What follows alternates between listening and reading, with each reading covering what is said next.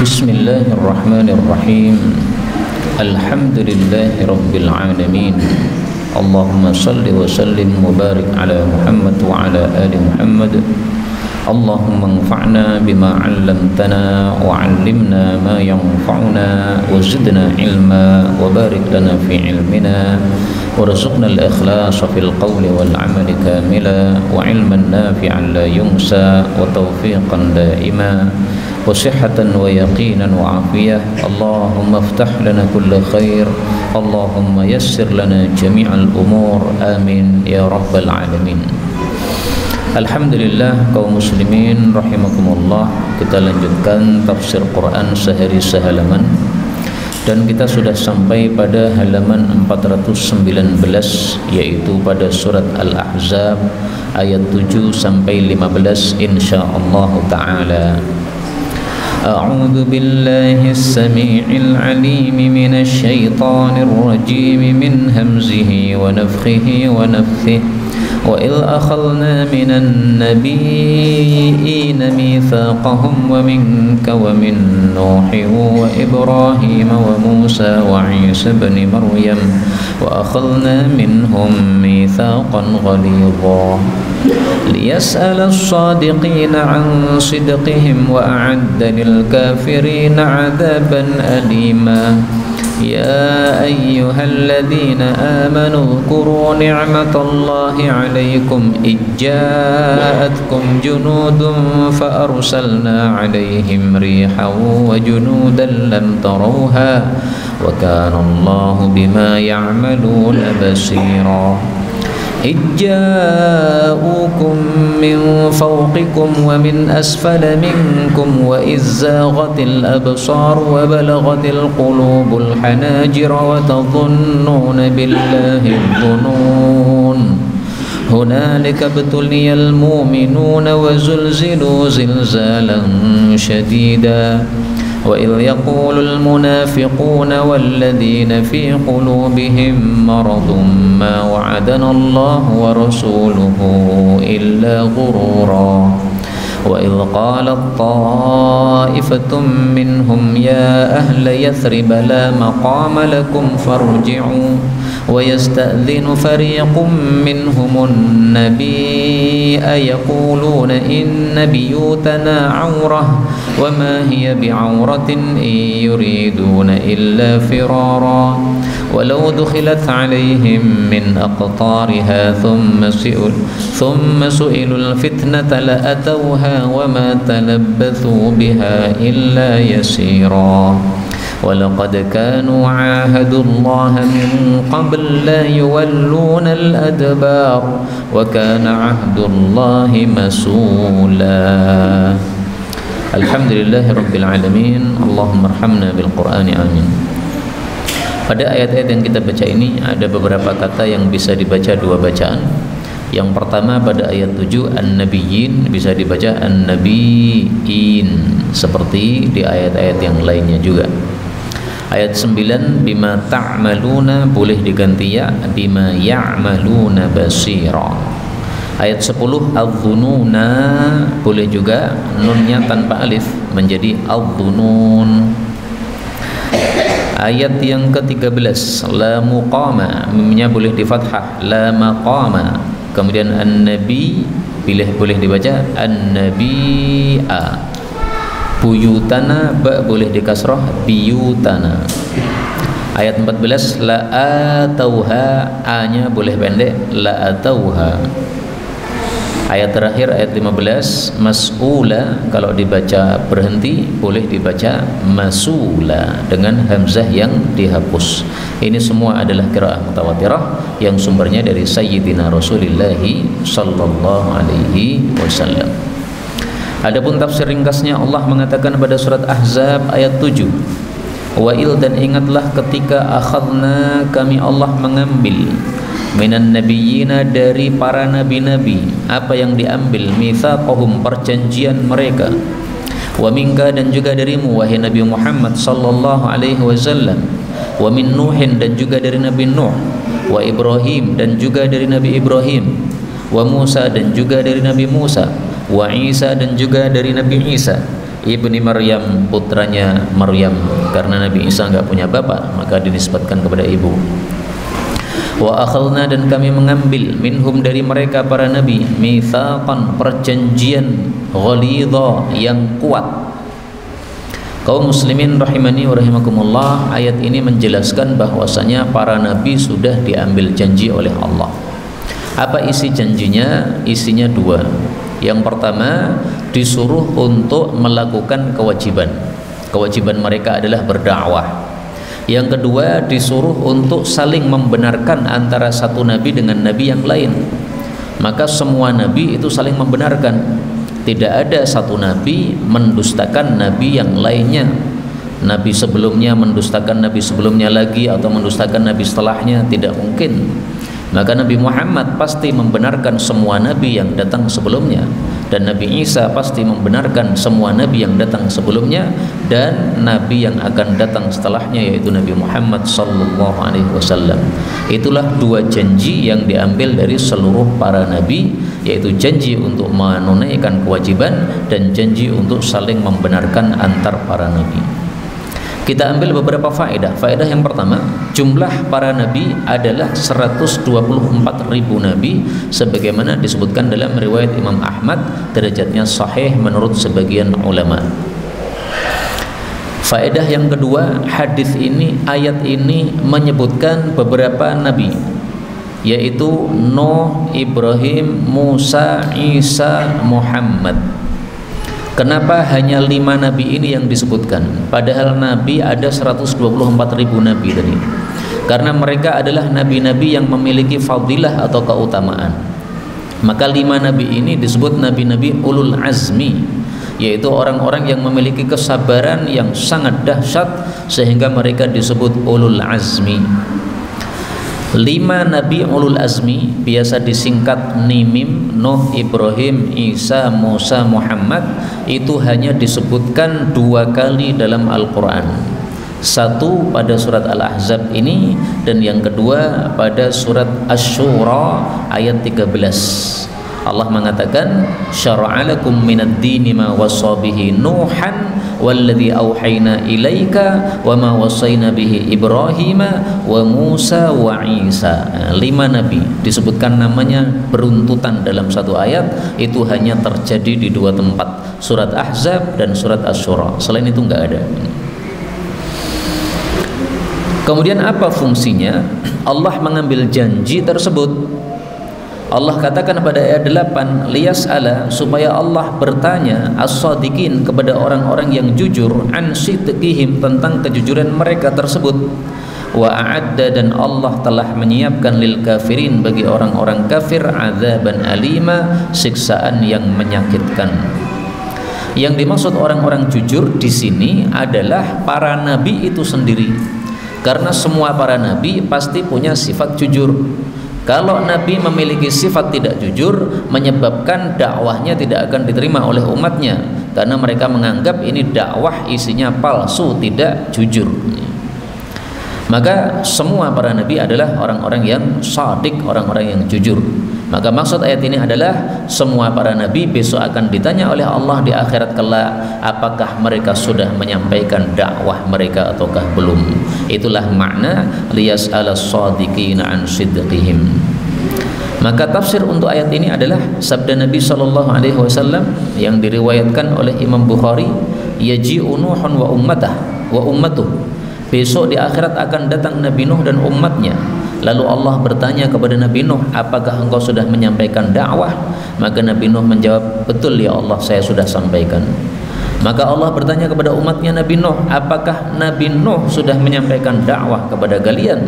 Maka umatnya menjawab, belum, tidak ada seorang pun Nabi datang kepada kami. Jadi umatnya mendustakan Nabi Nuh alaihi salatu wassalam.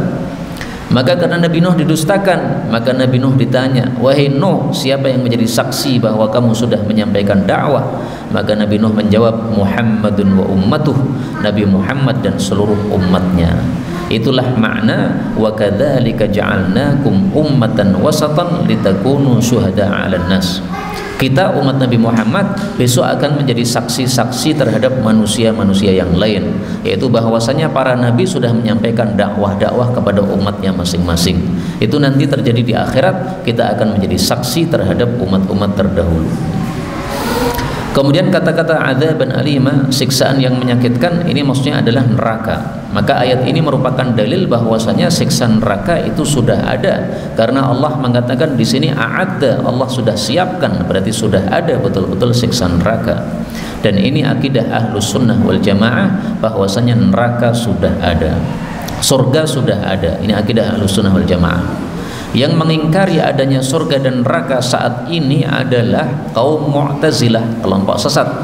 Mereka mengatakan surga neraka belum diciptakan, diciptakan nanti di akhirat. Nah, kita Ahlus Sunnah meyakini sudah ada saat ini surga dan neraka. Ini dalilnya. Ayat 9, ya ayyuhalladzina amanu, wahai orang-orang yang beriman, udhkuru, ingatlah nikmatallahi, nikmat Allah alaikum, kepada kalian. Il, ketika ja'atkum, datang kepada kalian, junudun, tentara-tentara, fa arsalna, lalu kami kirim, alaihim, kepada mereka tentara-tentara tadi, rihan, angin, wa junudan, dan juga kami kirim tentara-tentara, yaitu para malaikat, lam tarauha, yang kalian tidak melihatnya, wa kana Allahu, dan adalah Allah, bima ta'maluna, dengan apapun yang kalian amalkan, basira, maha melihat. Atau bima ya'malun, dengan apa yang diamalkan oleh orang-orang kafir, basira, maha melihat. Ayat ini berkisah tentang perang yang disebut sebagai perang Ahzab. Itulah sebabnya surat ini disebut surat apa? Al-Ahzab, karena bercerita tentang perang Ahzab. Perang Ahzab disebut perang Ahzab itu karena ada gerombolan orang-orang kafir yang bersekongkol untuk menyerang kota Madinah. Itulah makna Ahzab, yaitu beberapa kelompok yang bersekongkol untuk menyerang kota Madinah. Ada 4 gerombolan, ya. Orang-orang Quraisy, orang-orang Ghatafan, orang-orang Bani Quraidah, dan orang-orang Bani Nadir. Ini semuanya 4 kelompok bergerombolan, bersekongkol untuk berkoalisi untuk menyerang kota Madinah. Perang Ahzab disebut juga perang Khandaq. Khandaq itu artinya parit. Kenapa disebut perang Khandaq? Karena untuk menghadapi gerombolan tadi, Rasulullah membuat parit di utara kota Madinah. Timur Madinah nggak perlu dibuat parit karena isinya batu-batu hitam, nggak bisa dilalui. Barat kota Madinah juga begitu, isinya batu-batu hitam, nggak bisa dilalui. Selatan kota Madinah nggak perlu dibuat parit karena di situ sudah ada orang-orang Yahudi yang mereka sudah damai dengan Nabi Muhammad SAW. Sehingga tidak mungkin musuh menyerang dari selatan kota Madinah. Satu-satunya tempat yang bisa diserang adalah utaranya kota Madinah.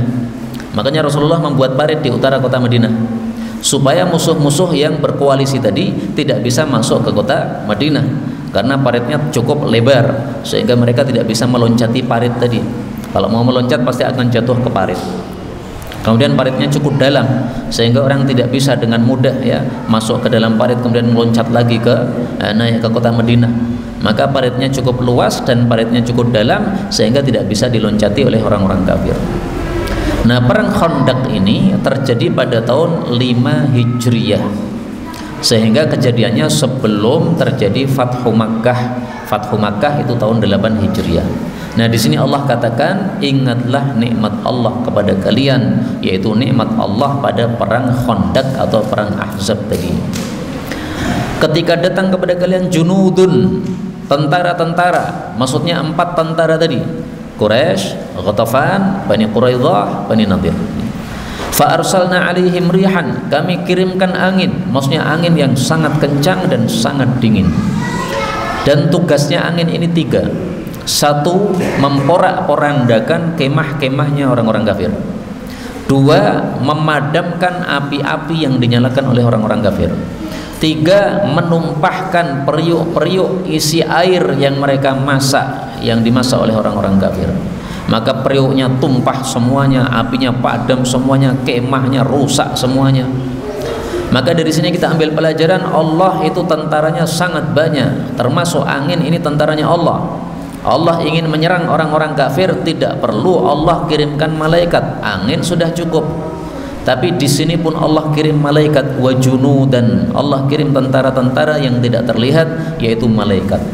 Tapi malaikat-malaikat pada perang Ahzab ini tidak melakukan peperangan apapun.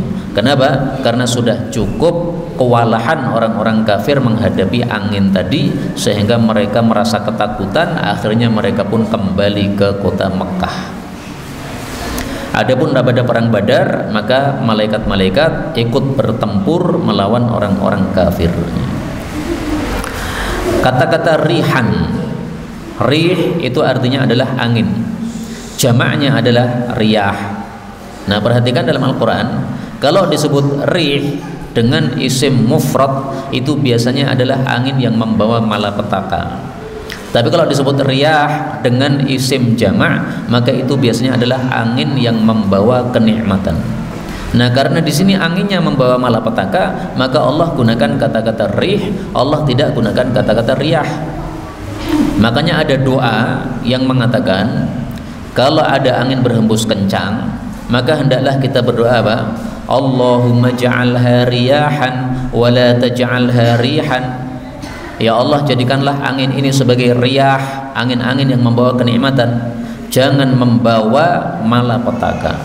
Maka riyah ini jamak digunakan untuk yang baik, rih ini mufrad digunakan untuk yang buruk atau membawa malapetaka. Meskipun hadis tentang doa tadi tidak sahih, tetapi diamalkan boleh karena cuma sekedar doa, tidak masalah hukum. Ayat 10. Ingatlah ketika ja'ukum, mereka datang kepada kalian, min fauqikum, dari arah atas kalian, wa min asfala minkum, dan dari arah bawah kalian, wa dan ingatlah ketika zaghat, terbelalak, al-absar, mata-mata, wa balaghat, dan sampai, al-qulubu, hati-hati, al-hanajir, kekerongkongan, wa tadhunnuna, dan kalian menyangka billahi, terhadap Allah, adzununa, beberapa prasangka. Ini kondisi ketika orang-orang kafir menyerang kota Madinah. Ada yang datang dari atas, ada yang datang dari bawah. Yang datang dari atas itu maksudnya adalah dari arah timur. Yang datang dari bawah itu maksudnya adalah dari arah barat. Mereka menyerbu rame-rame kota Madinah. Dari utara, ada yang utara timur, ada yang utara barat. Maka makna fauqikum, dari atas, ini yang dari timur. Asfala minkum, bawah, ini yang dari barat. Kemudian yang dimaksud mata-mata terbelalak itu adalah mata-matanya kaum muslimin terbelalak karena ketakutan melihat banyaknya musuh yang datang. 4 gerombolan datang semuanya. Makanya Rasulullah pada perang Ahzab ini kenapa tidak keluar kota Madinah? Karena jumlahnya nggak imbang, Pak. Jumlah yang nggak imbang, yang sangat-sangat tidak imbang, yang dikira-kirakan kalau perang nanti malah habis seluruh kaum muslimin. Sehingga Rasulullah menerima saran dari Salman Al-Farisi, buat parit saja ya Rasulullah, karena mereka jumlahnya cukup banyak sekali. Kita tidak kita kewalahan mengatasi mereka. Akhirnya usulan Salman diterima, dibuatlah parit mengelilingi atau di utara kota Madinah, sehingga mereka tidak bisa masuk kota Madinah. Tapi kaum muslimin ketakutan saat itu, sampai disebutkan di sini mata-mata terbelalak, yaitu ketakutan. Hati sampai ke kerongkongan. Apakah bisa hati kita saking takut naik ke kerongkongan? Ya tidak bisa. Hati tetap berada di tempatnya masing-masing. Tapi ini adalah gambaran ketika orang sangat takut. Sebagaimana kalau orang Indonesia mengatakan hampir copot jantung saya, itu bukan betul-betul copot, tapi itu kalimat untuk menunjukkan bahwasanya dia sangat kagetnya bukan main. Nah, sangat takutnya orang-orang Arab itu digambarkan dengan gambaran bahwa hatinya sudah naik mau copot, sudah sampai tenggorokan. Yang dimaksud adzunun, mereka berprasangka kepada Allah, yaitu ada 2 prasangka. Ada prasangka yang baik, ada prasangka yang buruk. Orang-orang munafik mereka berprasangka yang buruk.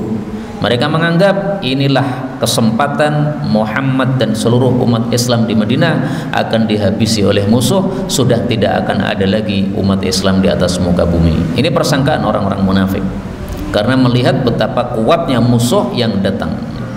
Tapi umat Islam sebaliknya, mereka yakin bahwasanya Allah pasti akan memberikan pertolongan. Kenapa? Karena pada saat mereka melihat angin yang kencang begitu dahsyat, maka mereka yakin inilah pertolongan Allah Subhanahu wa taala datang. Allah punya kebiasaan menolong umat Islam dengan angin dan juga dengan makhluk-makhluk yang lain. Rasulullah sallallahu alaihi wasallam bersabda, nusirtu bis soba, aku ditolong oleh Allah dengan kiriman angin soba. Wa uhlikat adun bid dabur, dan kaum Ad dibinasakan dengan angin dabur. Jadi ada angin namanya angin soba, ada angin namanya angin dabur. Ini angin-angin seperti ini disebut dengan nama-nama yang berbeda. Ini adalah karena arahnya yang berbeda. Kalau dari arah timur maka disebut soba, kalau dari arah barat maka disebut dabur, kalau dari arah utara disebut syamal, kalau dari arah selatan disebut janub. Itu nama-nama angin. Maka angin yang disebutkan pada surat Al-Ahzab ayat 9 tadi, rihan, itu maksudnya adalah angin soba, karena anginnya datang untuk menolong Nabi Muhammad sallallahu alaihi wasallam. Nusirtu bis soba, saya ditolong oleh Allah dengan datangnya angin soba. Maka itulah tafsiran tadhunnuna billahi dhununa. Kalian menyangka kepada Allah beberapa persangkaan. Ada persangkaan yang baik, yaitu orang-orang mukmin, ada persangkaan yang buruk, yaitu dari orang-orang munafik. Maka tadhunnun, kalian ini kalian umat Islam, dan umat Islam itu ada musliminnya, ada munafiknya. Munafik itu pura-pura Islam tapi bergabung dengan kaum muslimin. Nah, di sini juga Allah sebutkan persangkaan mereka, yaitu persangkaan yang buruk dari mereka. Ayat 11, hunalika, di sanalah ubtulia, diuji al-mu'minun, orang-orang beriman, wa zulzilu, dan mereka diguncang zilzalan syadida, dengan guncangan yang dahsyat. Yang dimaksud guncangan di sini adalah guncangan ujian. Jadi bukan guncangan gempa bumi, bukan. Buminya tetap diam, tapi kejadian yang mengerikan ini menyebabkan umat Islam hatinya terguncang-guncang ketakutan. Itulah makna zulzilu di sini, ya, diguncangkan jiwa mereka dengan ketakutan yang sangat dahsyat. Saat itulah terbukti siapa yang beriman, siapa yang munafik. Kalau kondisi nyaman, orang-orang munafik itu nggak tampak munafiknya, Pak.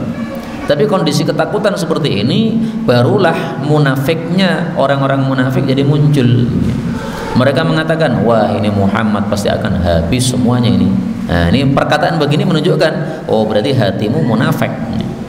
Kalau orang muslim mengatakan, insya Allah Allah berikan pertolongan, karena sudah datang ini angin, ya. Angin lah yang akan membantu kita lewat izin Allah subhanahu wa ta'ala.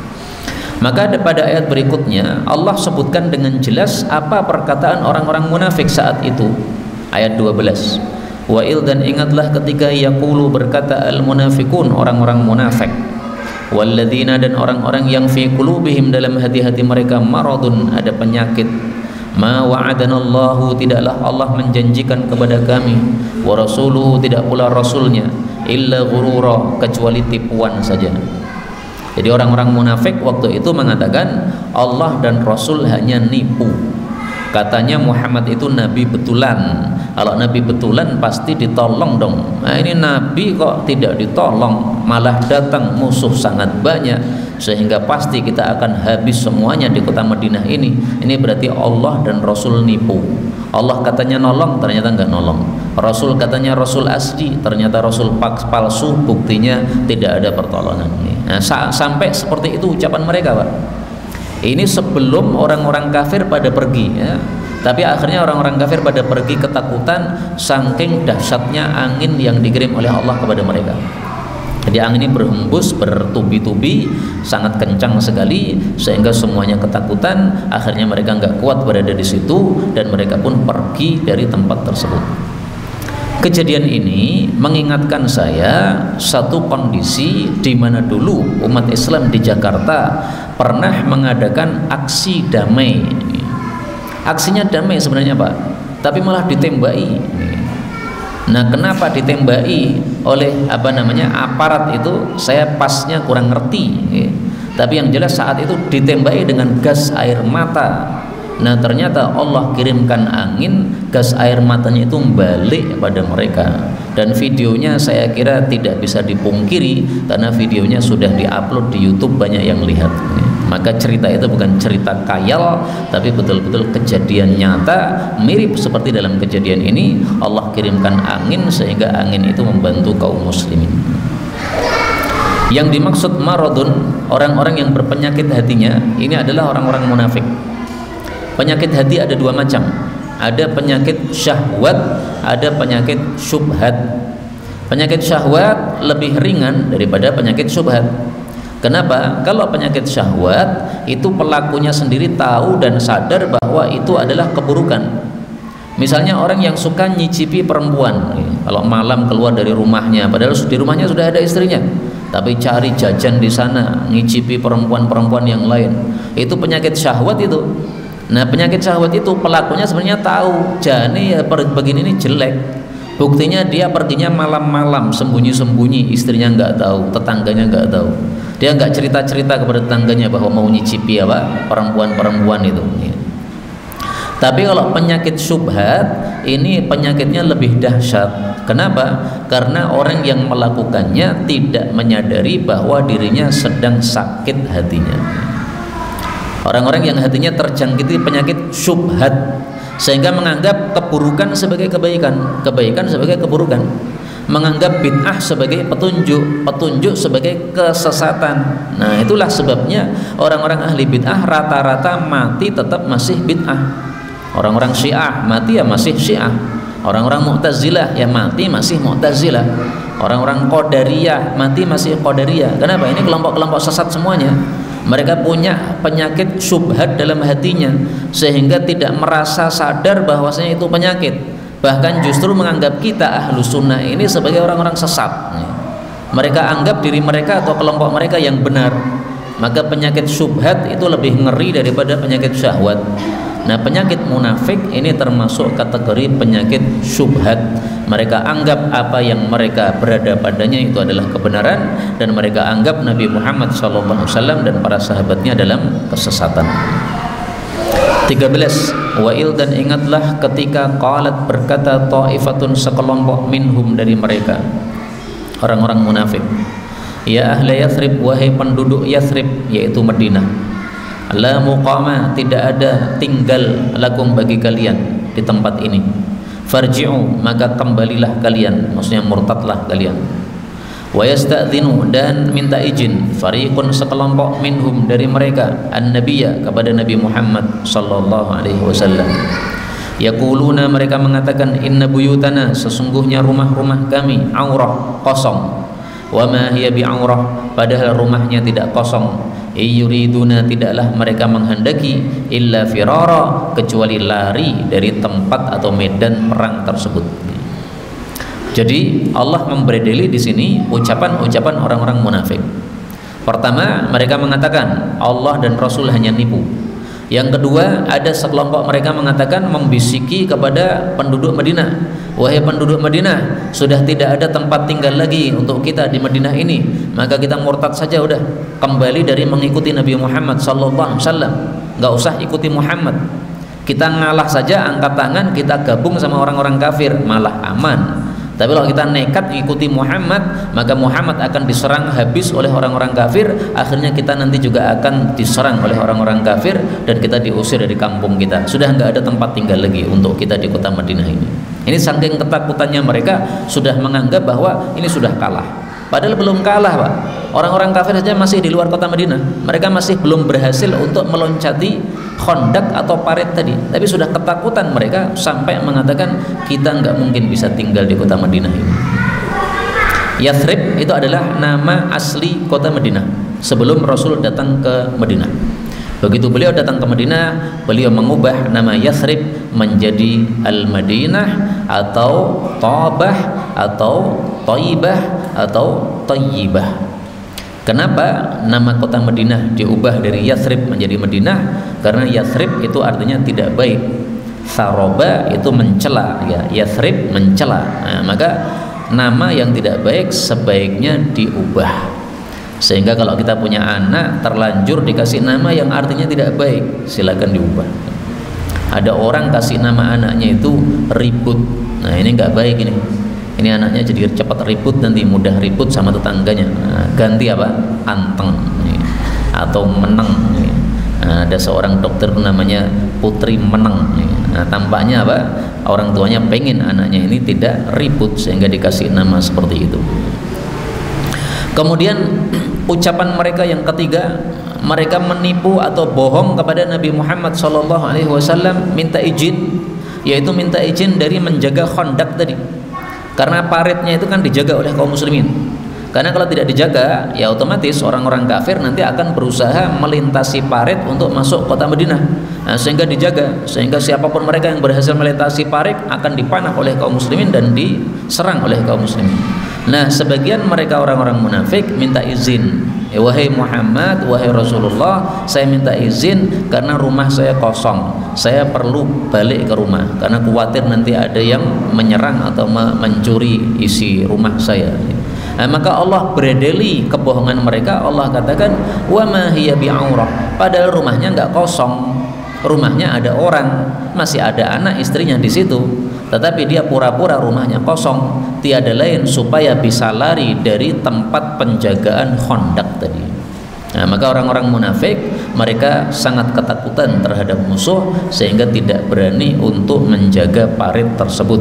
Tapi umat Islam karena mengetahui fadilah menjaga perbatasan dengan musuh yang disebut ribat, maka mereka sangat semangat untuk melakukan ribat tersebut, masih menjaga parit bersama Rasulullah SAW.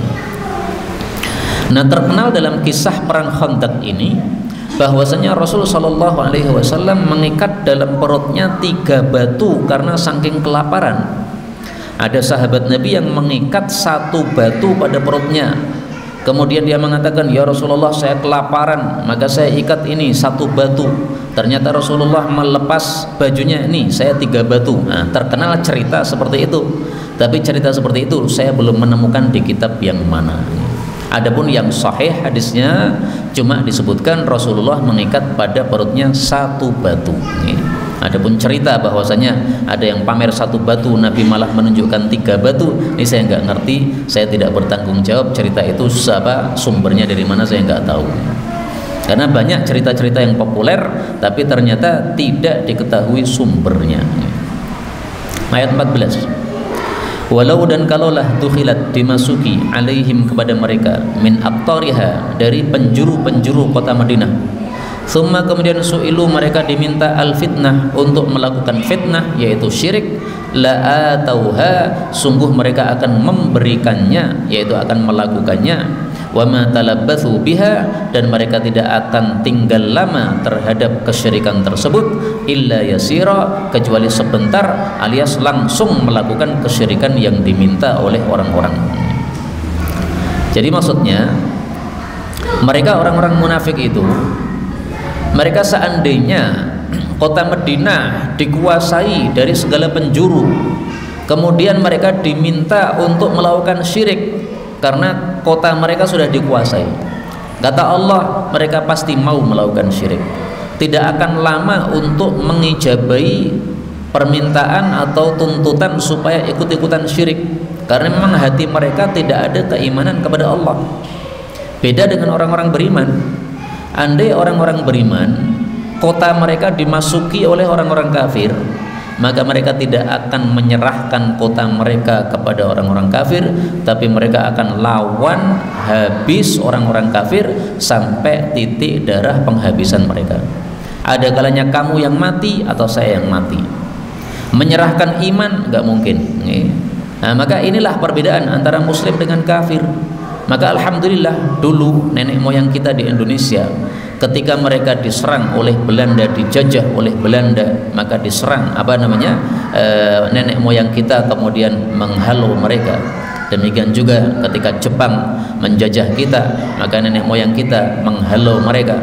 Ini adalah tanda-tanda iman mereka kepada Allah Subhanahu wa taala. Kalau mereka nggak punya iman, mereka sudah akan melakukan ayat ini. Su'ilul fitnah la atauha. Disuruh ikut-ikutan agamanya Jepang, agamanya Belanda, mereka pasti akan manut. Baik, kami akan ikut agama kalian. Tapi nenek moyang kita tidak seperti itu. Mereka perjuangkan tanah air mereka ini, dan mereka perjuangkan agama Islam mereka. Dengan takbir mereka serang orang-orang kafir, akhirnya diberikan pertolongan oleh Allah Subhanahu wa taala. Ayat terakhir, ayat 15.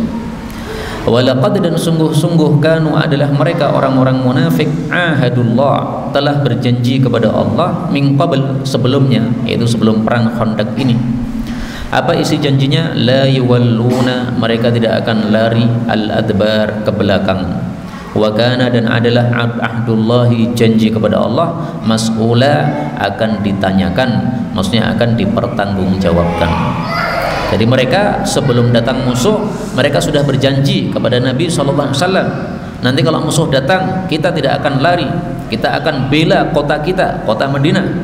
Karena mereka meskipun munafik tapi kan mengaku muslim, dan mereka kan tinggal di Madinah, otomatis mereka tidak mau kalau kota mereka diserobot oleh orang-orang kafir. Nah, maka Rasulullah sudah ngajak musyawarah kaum muslimin. Ini ada musuh mau menyerang kita, jumlahnya sangat banyak, mereka bersekongkol, ada 4 kelompok. Nah, kita mau gimana? Akhirnya hasil musyawarah mengatakan kita tetap berada di Madinah, tidak keluar menghadapi mereka, tapi kita buat parit. Dan sudah ada perjanjian waktu itu, tidak ada yang lari. Tapi ternyata mereka lari terbirit-birit gara-gara ketakutan terhadap musuh yang datang yang sangat banyak tersebut.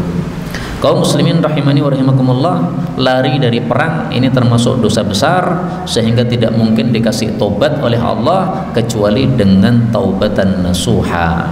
Kalau hanya sholat saja tidak gugur dosa tersebut, karena sholat itu hanya menggugurkan dosa-dosa kecil. Dosa besar harus dilakukan taubat nasuha, baru akan diterima taubatnya oleh Allah Subhanahu wa taala. Nah, sebaliknya tidak lari dari perang sampai mati, ini termasuk amalan yang sangat mulia di hadapan Allah, sebagaimana disebutkan oleh Nabi dalam hadis yang sahih, afdalus syuhada, orang yang mati syahid yang paling utama adalah orang-orang yang berperang di shaf yang pertama, lalu mereka tidak menoleh sampai mereka dibunuh. Ulaika yatalabbatuna fil ghurafil ula minal jannah, mereka berada pada kamar-kamar yang tinggi dalam surga. Yadhaku ilaihim rabbuka, Allah pun tersenyum kepada mereka. Kalau Allah sudah tersenyum kepada seseorang, apa akibatnya? Rasulullah bersabda, fa idza dhahika rabbuka ila 'abdin fi mautin, kalau Allah itu sudah tersenyum kepada hamba pada suatu kondisi, fala hisab alaih, maka dia pun masuk surga tanpa hisab. Mudah-mudahan semua kita masuk surga tanpa hisab, tanpa adab, dan kita disenyumi oleh Allah Subhanahu wa taala. Amin ya rabbal alamin. Inilah yang dapat dibicarakan betul dari Allah Subhanahu wa taala. Kalaupun ada salahnya, fa astaghfirullahaladzim li wa lakum. Masih ada sisa sekitar 10 menit mungkin ya, kalau ada pembahasan baik yang berkaitan dengan tema maupun yang lain, dipersilahkan.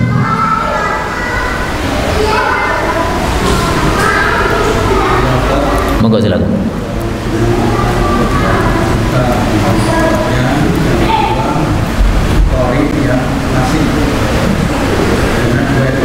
Yang pertama apa, Pak?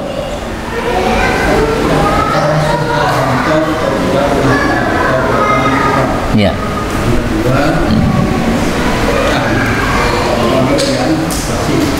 Qari yang fasik. Yang pertama, taubatan nasuha. Apa itu taubatan nasuha? Bisa dilihat di dalam Al-Quran pada surat apa? Pada surat At-Tahrim ayat 8. Surat At-Tahrim itu surat 66 ayat 8. Ya ayyuhalladzina amanu, wahai orang-orang yang beriman, tubu ilallahi taubatan nasuha, tobatlah kepada Allah dengan taubatan nasuha. Apa itu sih taubatan nasuha? Nasuha diambil dari kata-kata nasihah. Nasihat itu berkehendak baik kepada yang lain.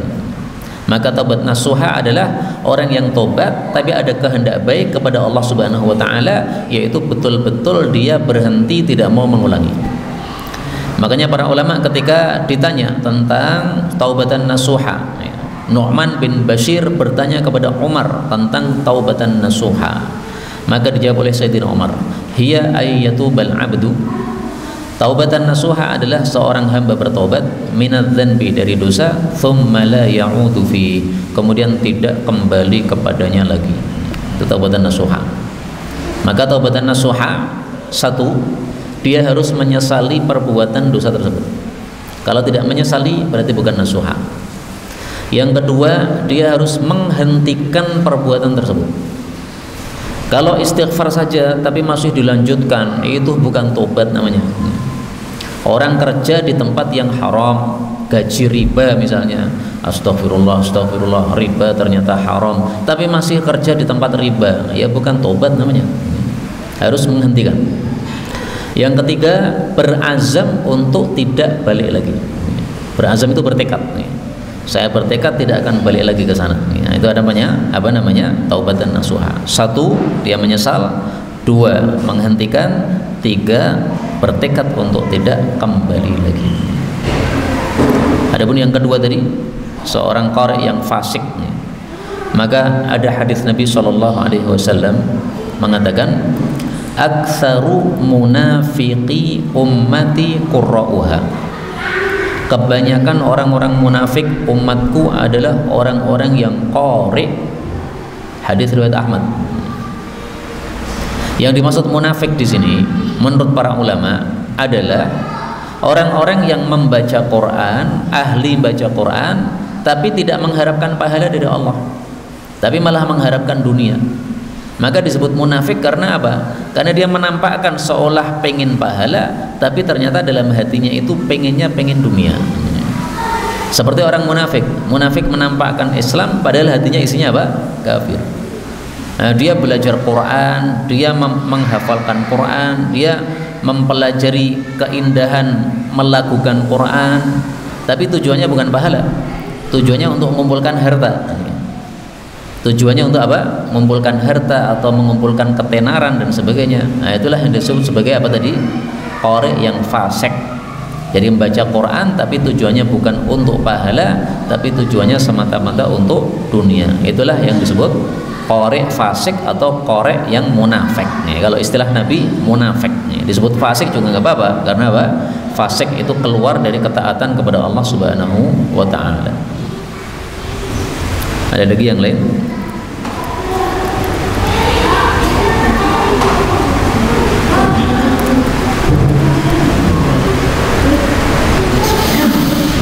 Allahu a'lam bishawab. Subhanakallahumma rabbana bihamdika asyhadu an la ilaha illa anta astaghfiruka wa atubu ilaik.